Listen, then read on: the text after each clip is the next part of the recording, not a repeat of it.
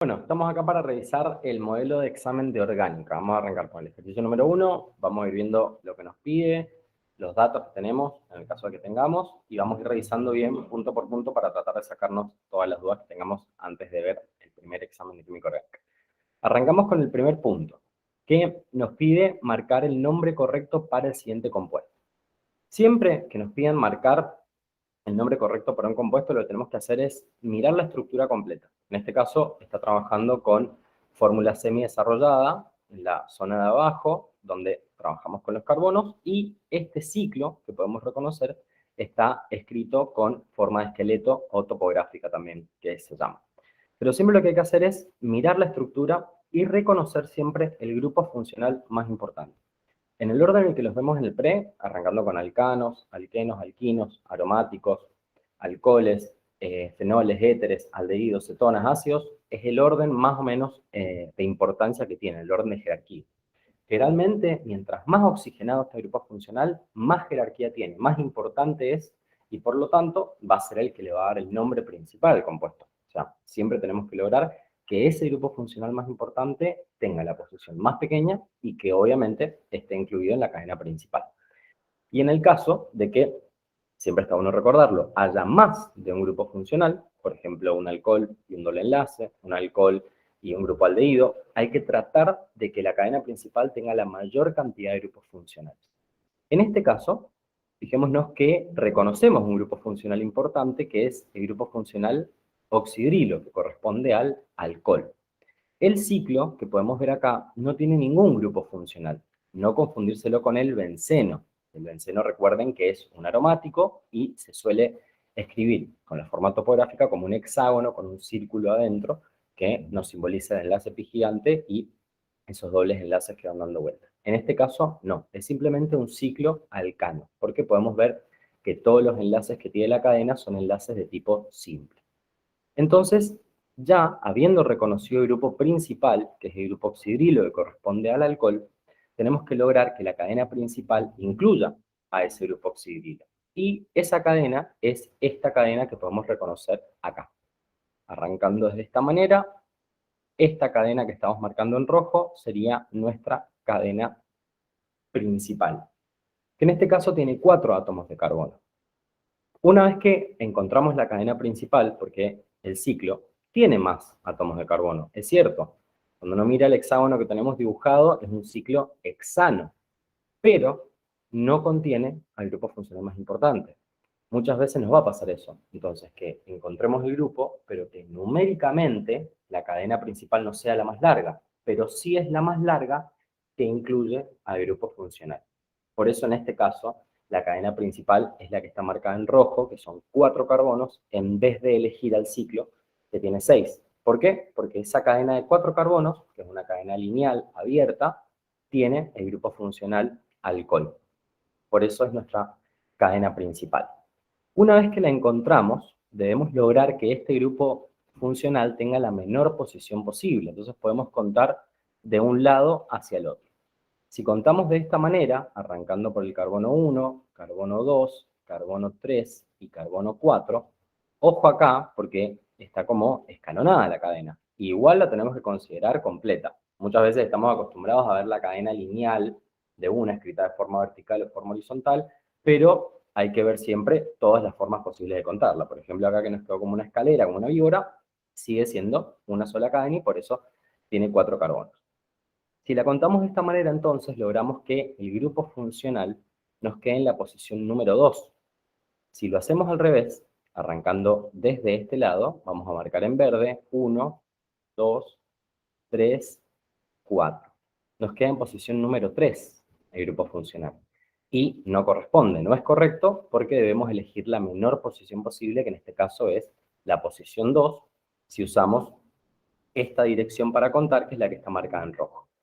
Una vez que ya encontramos la posición, ahí ya podemos ubicarnos un poco más y decir que este compuesto, esta cadena principal, es una cadena de 4 carbonos que en el carbono número 2 tiene un grupo oxidrilo, es decir, es un alcohol. De 4 carbonos es un butanol.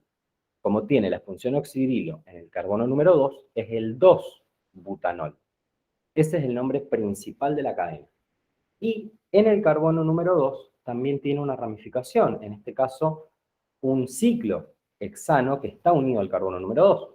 Entonces, el nombre completo que le ponemos a este compuesto es 2-ciclohexil, porque es un ciclo hexano que está como radical, entonces ciclohexil 2-butanol.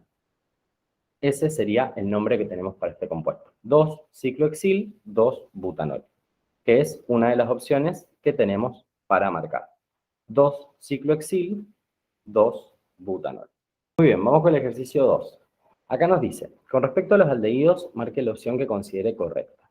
Acá no nos da contexto al ejercicio. No nos dice qué tenemos que ver de los aldehídos, sus propiedades físicas, propiedades químicas, su fórmula, su isomería, no nos da nada. Entonces, no nos queda otra en este caso, en este tipo de ejercicios, que leer las opciones, descartar las que estén incorrectas para poder encontrar aquella opción correcta, que esté bien. Si el ejercicio nos dijera, por ejemplo, ¿qué es correcto respecto a los aldehídos en cuanto a sus propiedades físicas, sus propiedades químicas? Bueno, ahí nos permite orientarnos un poco más y hacemos un trabajo previo donde vamos a la cabeza, buscamos el armario de química, sacamos el cajón de química orgánica y buscamos aldehídos. Entonces, podemos repasar rápidamente e ir a buscar la opción que creamos que está bien. Como acá no nos da contexto, probablemente nos haga preguntas de todo respecto a los aldehídos. Puede hacer preguntas desde la isomería, la fórmula, las propiedades físicas, químicas, no tenemos manera de saberlo, así que a descartar. La primera nos dice, tienen menor punto de ebullición que el alcano de igual número de carbono, y eso es incorrecto. Los aldehídos tienen mayor punto de ebullición que el alcano correspondiente, a eso hace referencia cuando nos dice igual número de carbono. ¿Cómo nos podemos acordar de las propiedades físicas para compararlas, para acordarnos cuáles tienen mayor, cuáles tienen menor punto de ebullición? Busquen un ejemplo que se acuerden. Por ejemplo, el etano es un alcano de 2 carbonos que a temperatura ambiente es gas, es un gas. Por lo tanto, tiene que tener un punto de ebullición muy bajo para temperatura ambiente poder ser un gas. Mientras que el etanal, que es un aldehído de 2 carbonos, es un líquido a temperatura ambiente. Eso significa que tiene un punto de ebullición mayor. Piensen, por ejemplo, en el agua. ¿Por qué el agua a temperatura ambiente es líquida? Y porque tiene un punto de ebullición mayor que la temperatura ambiente. Entonces, por ahí buscando dos ejemplos o varios ejemplos en distintos compuestos que ustedes se puedan ir acordando más o menos, es más fácil poder comparar. Entonces acá dijimos, está mal porque los aldehídos tienen mayor punto de ebullición que los alcanos de igual número de carbonos. Después nos dice que sufren principalmente reacciones de sustitución y no de adición. Pésima opción, está muy mal. Todo lo contrario, los aldehídos sufren principalmente reacciones de adición, porque el carbono y el oxígeno van a romper uno de los dobles enlaces que tienen para poder adicionar, por ejemplo, hidrógeno, óxido de hilo, ácido cianhídrico, una de las reacciones que vimos cuando trabajamos con aldehídos. Por lo tanto, esta está mal. Los aldehídos principalmente dan reacciones de adición, no de sustitución. Nos dice que pueden formar uniones puente de hidrógeno con el agua y con los alcoholes, y es correcto. Los aldehídos pueden formar uniones puente de hidrógeno con el agua y con los alcoholes. Entre ellos no pueden formar puente de hidrógeno. Es decir, dos aldehídos, por ejemplo, dos moléculas de metanal, no pueden formar entre ellos puente de hidrógeno. Pero sí pueden formar con el agua, por eso son solubles en agua, los de pequeños carbonos, pequeño número de carbonos, perdón, y son también solubles en alcohol. Por eso, porque pueden formar uniones puente de hidrógeno con el agua y con los alcoholes, pero no entre ellos. Entre ellos, los aldehídos no forman puente de hidrógeno. Por lo tanto, esta opción es correcta. Sí pueden formar uniones puente de hidrógeno con el agua y los alcoholes. Ya encontramos la correcta, pero sigamos. Nos dice, ¿son todos sólidos a temperatura ambiente? No, mal, pésimo. Siempre que una pregunta o una opción les diga todos, nunca, jamás, siempre, agárrenla con pinzas porque seguro esa opción está mal. Acá nos dice que son todos sólidos, y no, no son todos sólidos a temperatura ambiente. Los aldehídos de pocos números de carbono, por ejemplo, arrancando desde el metanal en adelante, son líquidos, después se hacen un poco más viscosos, más aceitosos, hasta que llegan al estado sólido, pero no son todos sólidos, por eso está mal. Y la E nos dice, son isómeros de posición de las cetonas de igual fórmula molecular. Ojo con esa opción. Aldehídos y cetonas no son isómeros de posición, son isómeros de función, porque son dos grupos funcionales distintos, son dos grupos de compuestos químicos orgánicos distintos. Por lo tanto, tienen que tener isomería de función.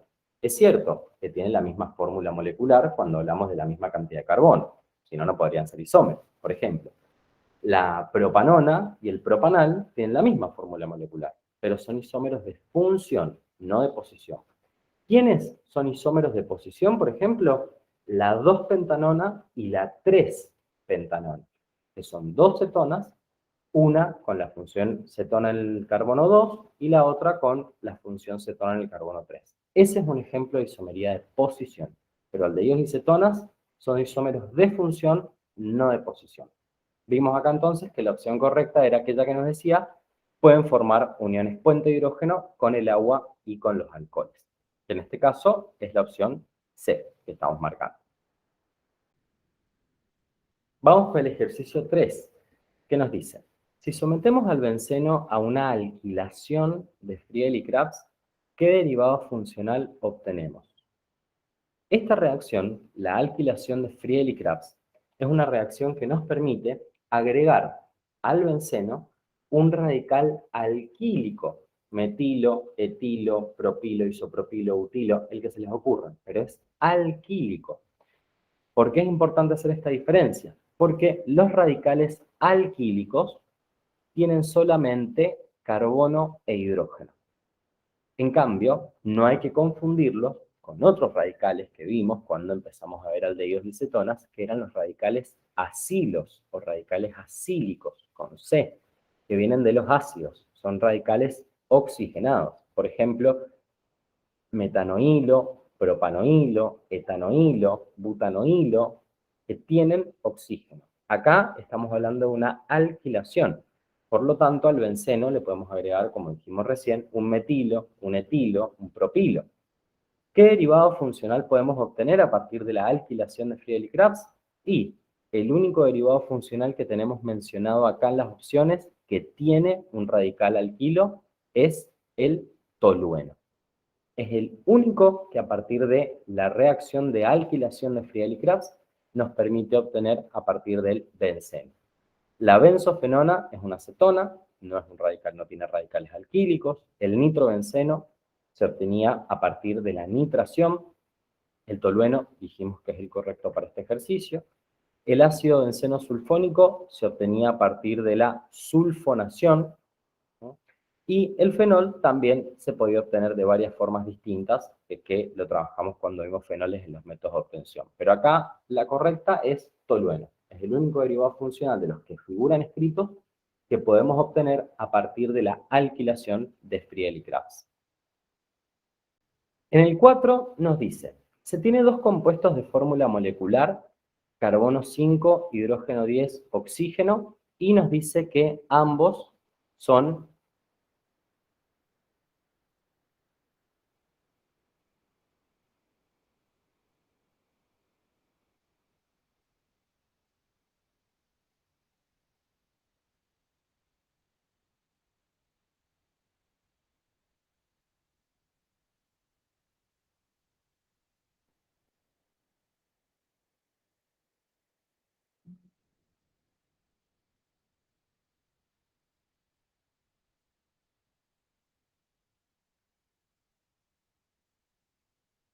muy bien. En el 4 nos dice, se tiene dos compuestos de fórmula molecular, carbono 5, hidrógeno 10, oxígeno.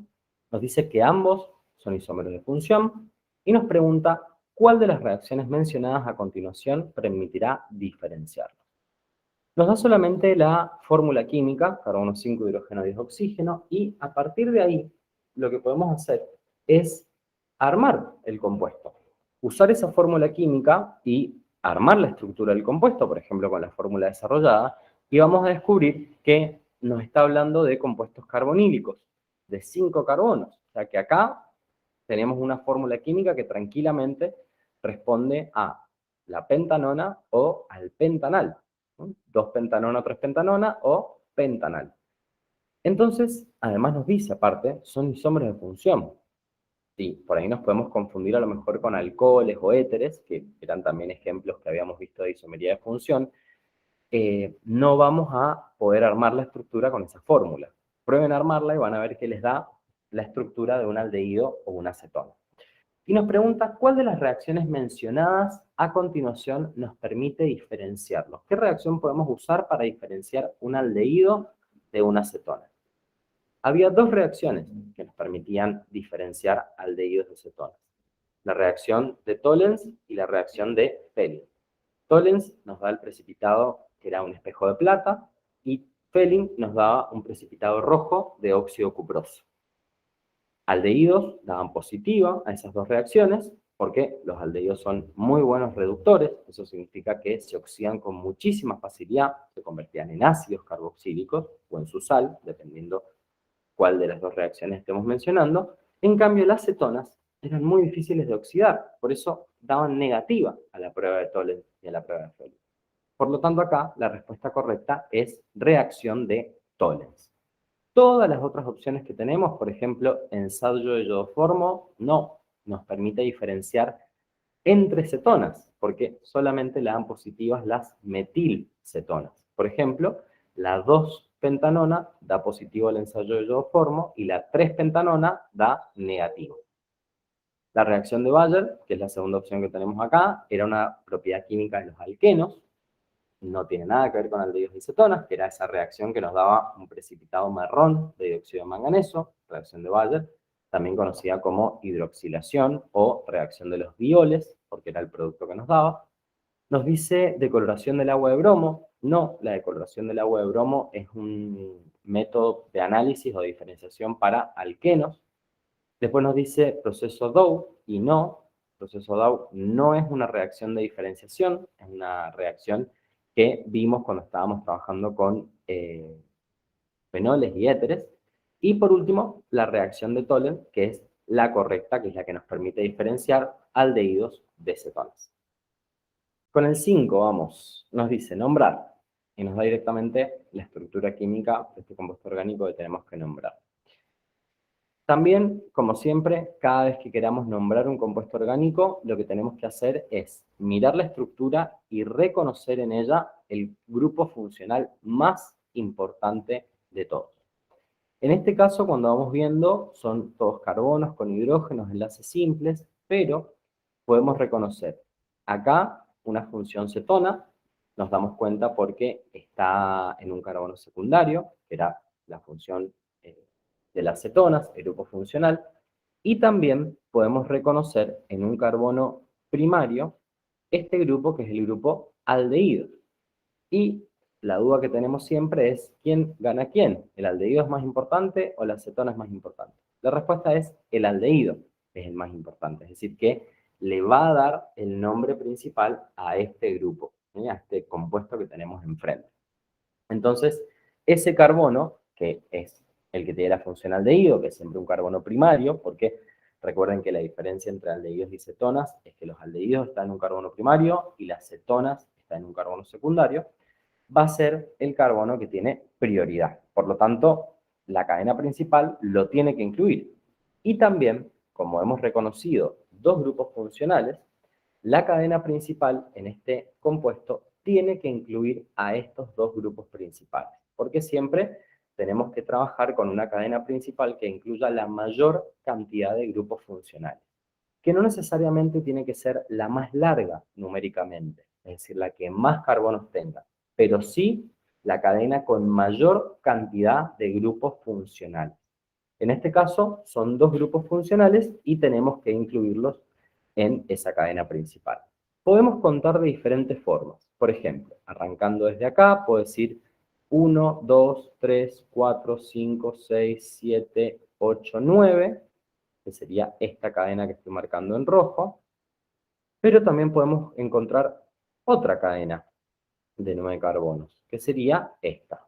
Vamos a marcarla acá y nos quedaría de esta manera. También contamos y nos queda 1, 2, 3, 4, 5, 6, 7, 8, 9. Es decir, que acá hay dos cadenas que podemos encontrar que tienen la misma cantidad de carbonos, la misma cantidad de grupos funcionales, y tenemos que desempatar. ¿Cómo desempatamos? Cuando encontramos dos cadenas que tienen la misma longitud. En este caso, fíjense que usando una, que está marcada en verde ahora, o la que marqué recién en rojo, las posiciones del grupo aldehído y del grupo cetona se mantienen exactamente igual, porque como empezamos en ambos casos a contar desde acá hacia allá, sería posición número 1 y posición número 3. Es decir, que acá las posiciones de los grupos funcionales que tenemos, o la posición del grupo funcional más importante, no nos permite desempatar absolutamente nada. ¿Qué hacíamos cuando queríamos desempatar entonces? Mirábamos la cantidad de ramificaciones. Y acá de nuevo, si marcamos la cadena que habíamos reconocido recién en verde, vamos a encontrar que tenemos 1, 2 y 3 ramificaciones. Vamos a ver si contamos la que estaba en rojo recién. ¿Cuántas ramificaciones vamos a encontrar? Y también encontramos 3 ramificaciones. 1, 2 y 3.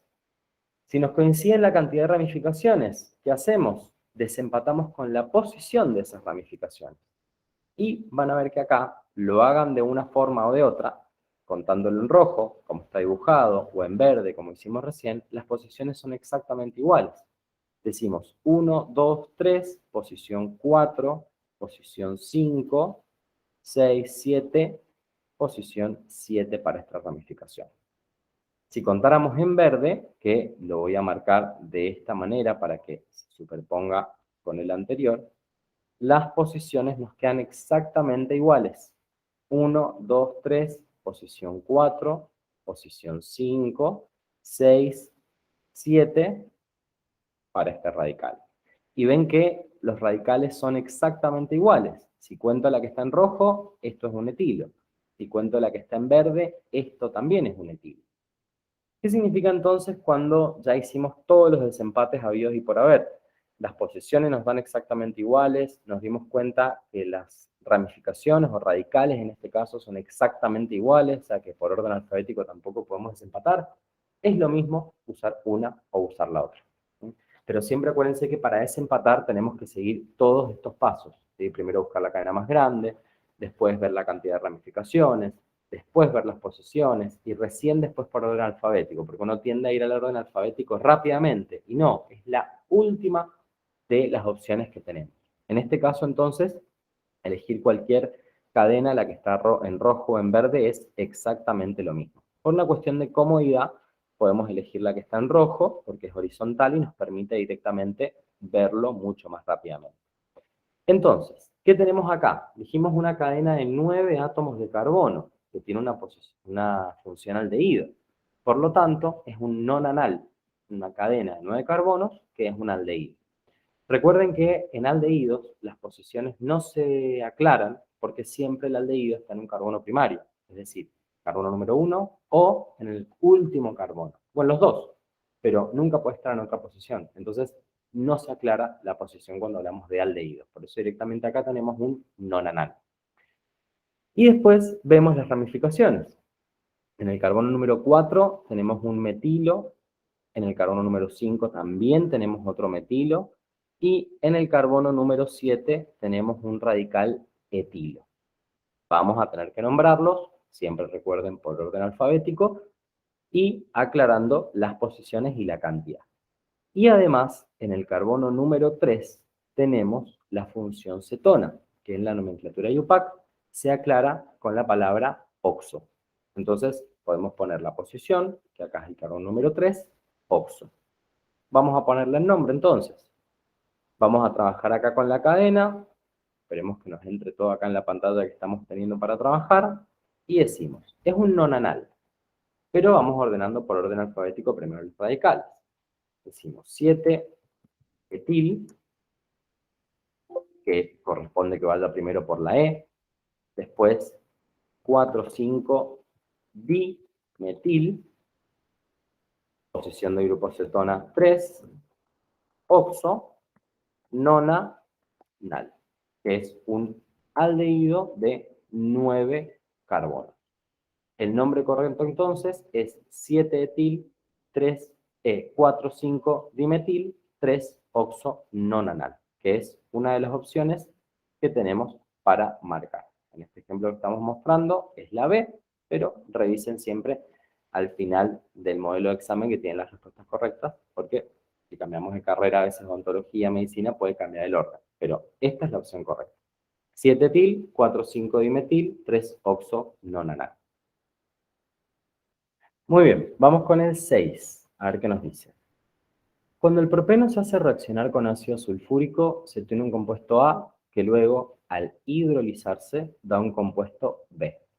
Este último, al reaccionar con permanganato de potasio, da un compuesto C. ¿Cuál de las siguientes opciones es correcta?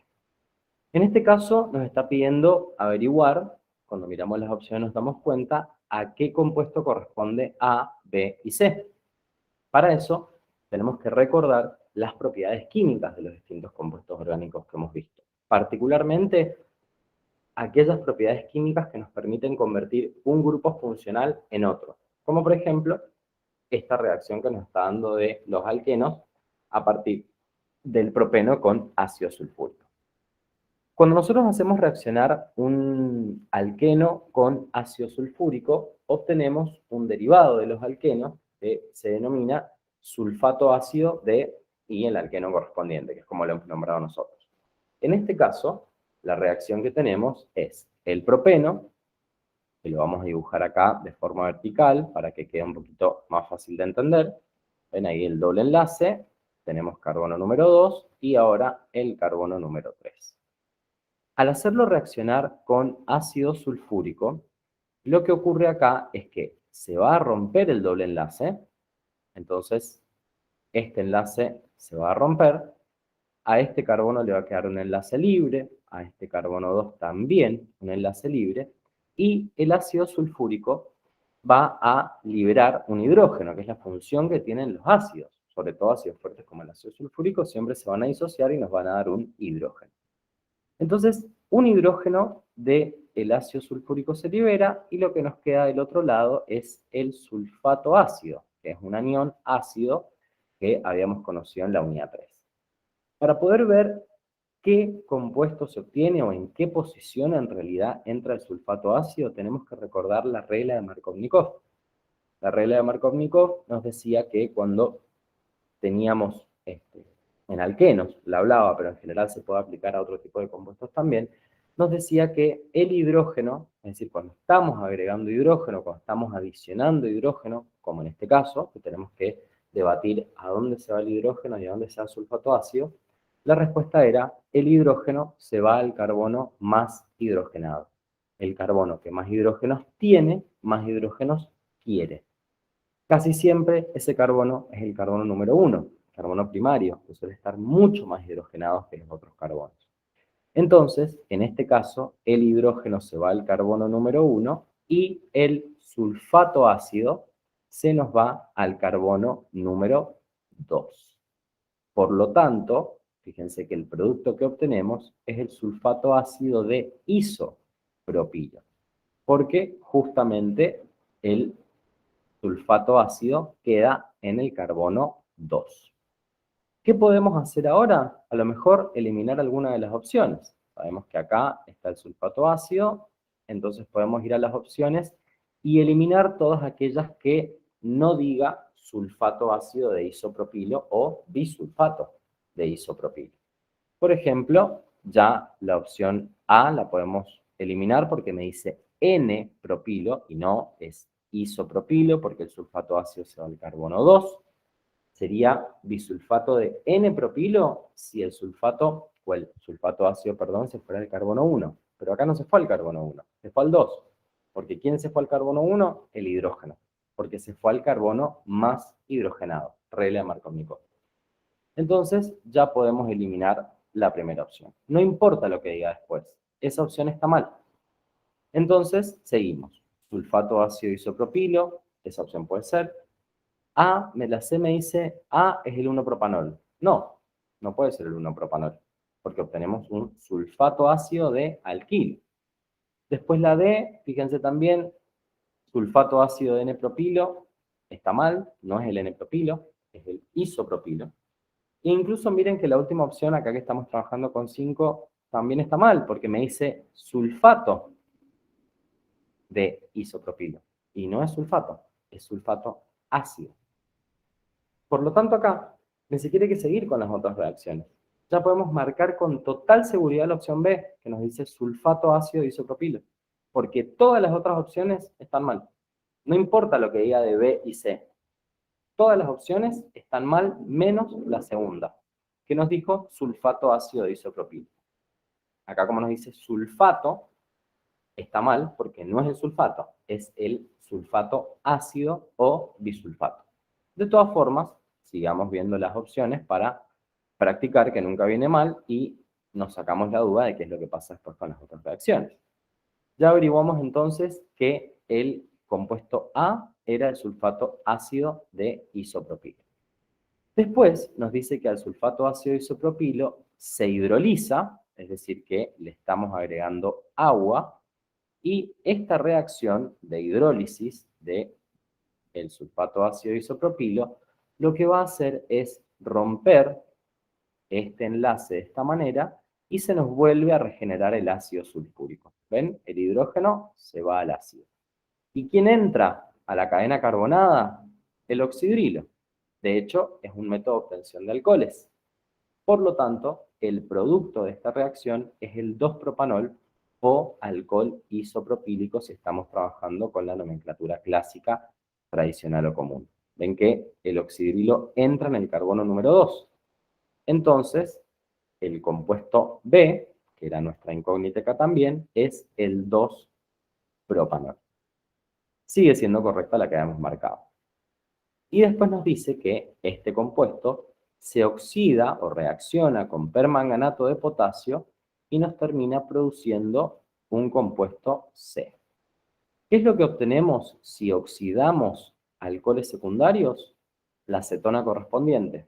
Por lo tanto, cuando trabajamos, en este caso con la oxidación del 2-propanol con permanganato de potasio, nos termina dando la cetona correspondiente, que es la propanona, nomenclatura IUPAC, o acetona, nomenclatura clásica o común. Por lo tanto, la respuesta correcta era la B. A es el sulfato ácido isopropilo, B es el 2-propanol y C es la propanona. Siempre en este tipo de ejercicios traten de trabajar con las opciones, porque fíjense que acá pudimos ya en la primera reacción eliminar todas las opciones menos la correcta. Y a veces pasa que ocurre esto, y si no, por lo menos podemos ir eliminando de a una, de a dos, y después quedarnos con menos opciones, mucho más fácil de encontrar la correcta. Así que acá la respuesta correcta de nuevo es A, es el sulfato ácido isopropilo, B es el 2-propanol y C es la propanona. Vamos con el 7 ahora, a ver qué nos dice.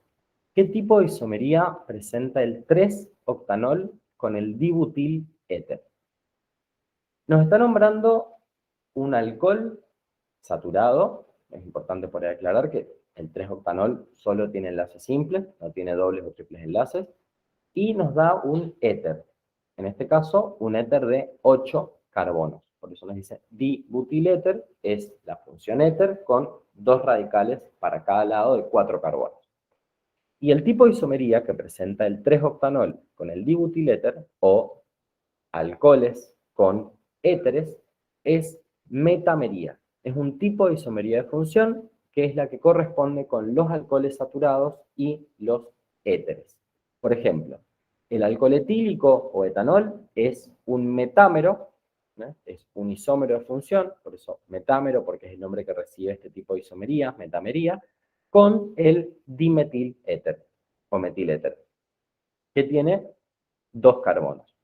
El propanol, por ejemplo, 1-propanol o 2-propanol, tienen isomería de función con el etilmetiléter, que es un éter que tiene 3 carbonos. Entonces, éteres y alcoholes saturados tienen isomería de función que se denomina metamería. La opción que figura al final, en este caso la E que está marcada, pero fíjense las demás. Nos dice isomería de cadena. No, no tiene isomería de cadena. Partiendo desde la base que son 2 tipos de compuestos distintos. La isomería de cadena se da entre compuestos del mismo tipo. Por ejemplo, entre el metilpropano y el butano, isomería de cadena, son alcanos. De posición, no. Un ejemplo de isomería de posición sería, por ejemplo, el 1-buteno y el 2-buteno. Cambia la posición del doble enlace. O el 1-butanol y el 2-butanol. Eso sería un ejemplo de isomería de posición. Geométrica, no. Solamente los compuestos con doble enlace pueden tener isomerías geométricas. Nos dice tautomería.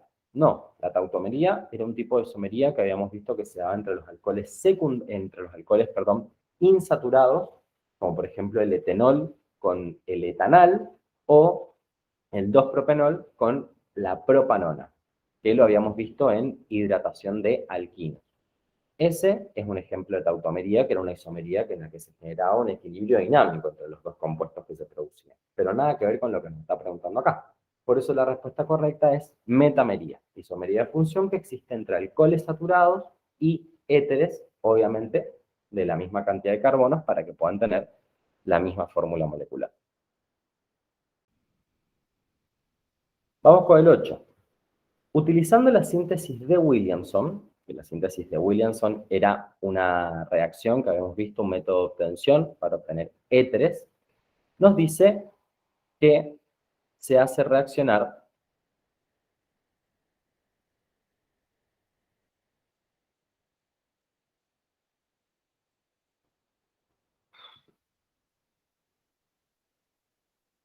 vamos al 8. Nos dice, utilizando la síntesis,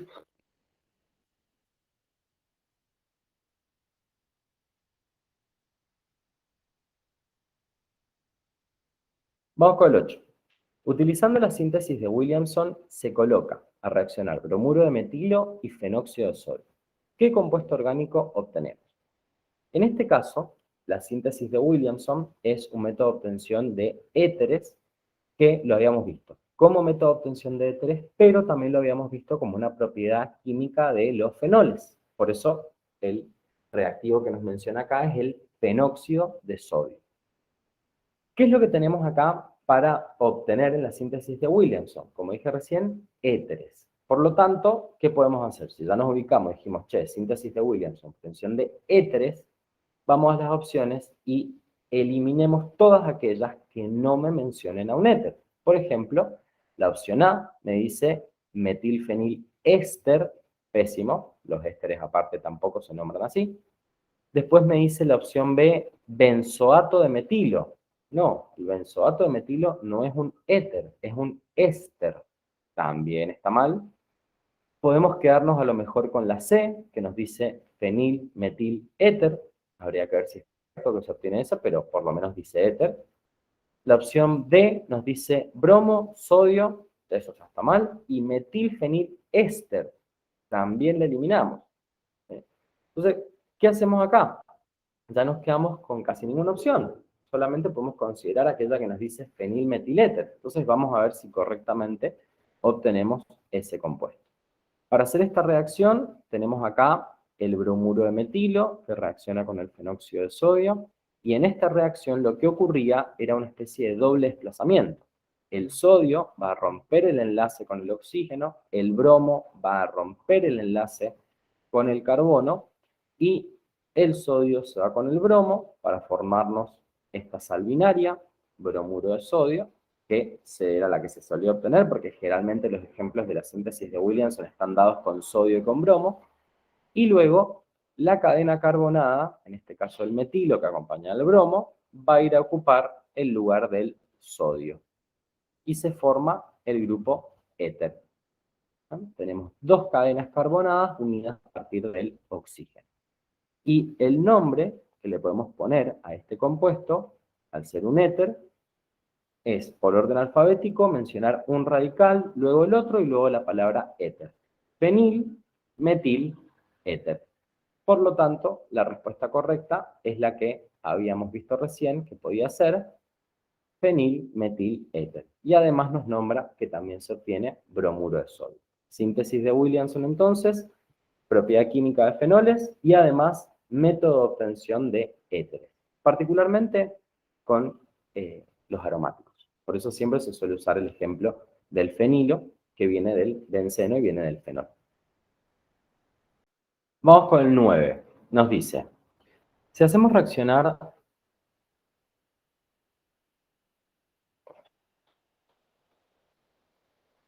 Vamos con el 9. Nos dice, Si hacemos reaccionar 2-penteno con bromuro de hidrógeno, se obtiene. Y nos da varias opciones respecto a qué producto o productos podemos obtener en esta reacción, que es una reacción de adición, que es una reacción típica de los alquenos, que al tener el doble enlace lo rompen y puede cada carbono que está involucrado en el doble enlace incorporar un átomo o grupos de átomos distintos.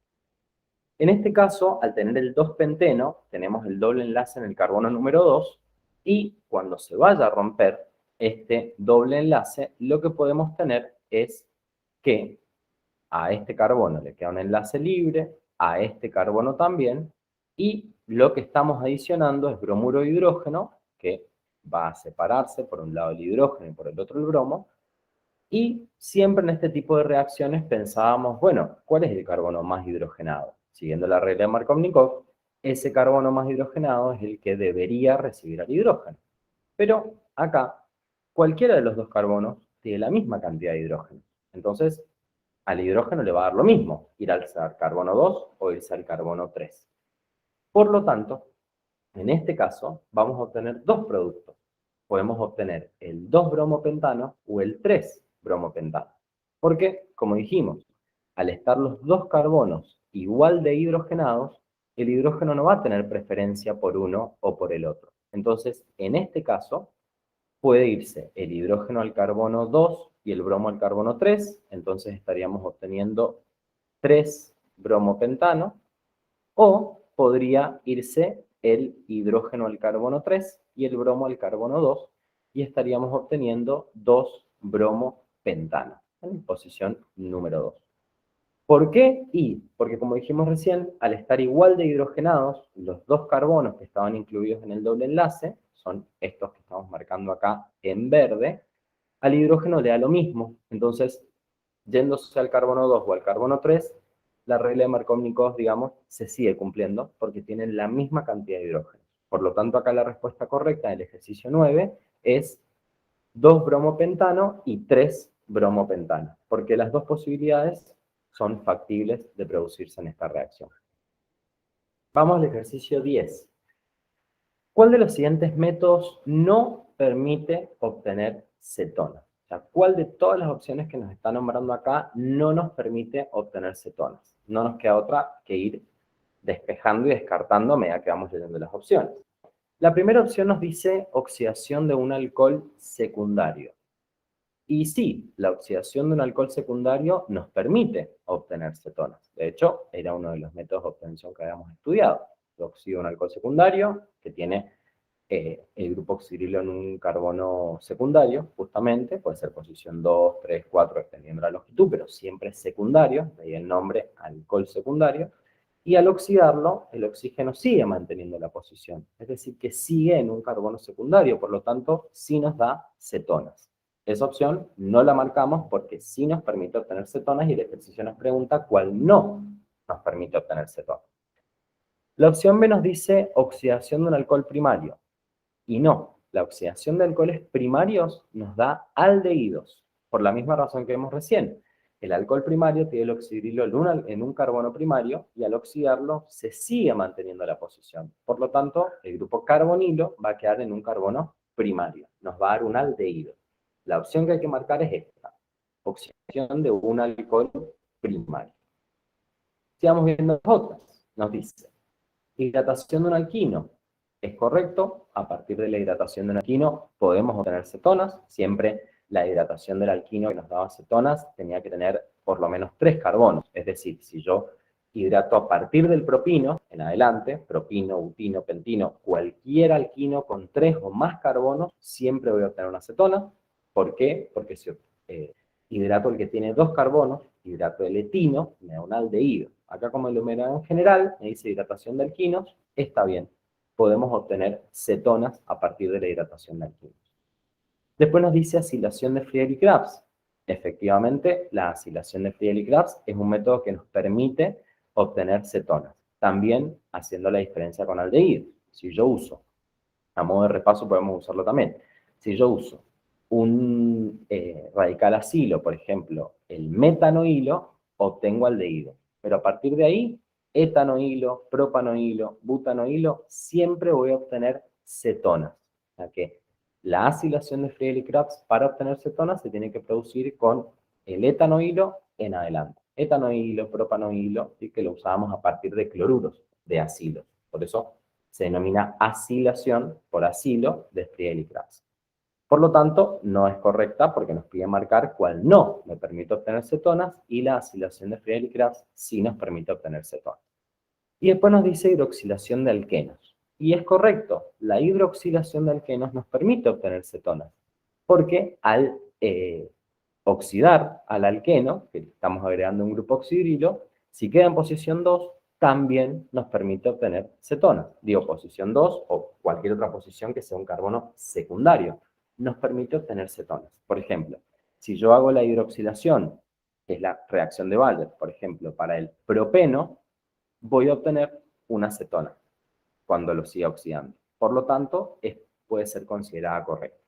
La que no está bien acá es la que marcamos, oxidación de un alcohol primario, porque no nos permite obtener cetonas, solamente nos permite obtener aldehídos. Espero que les haya servido el modelo de examen. Recuerden siempre, los modelos de examen son muy útiles para orientarnos en el estudio y para prepararnos mejor para el examen. Acuérdense que la semana que viene tenemos el primer examen de orgánica que incluye química del carbono, hidrocarburos, aromáticos, alcoholes, fenoles, éteres, aldehídos y cetonas, hasta cetonas incluidas, o sea que ácidos no se incluyen en el examen, y va a ser muy parecido a este modelo de examen. Así que repásenlo, ténganlo en cuenta y éxitos en el examen la semana que viene.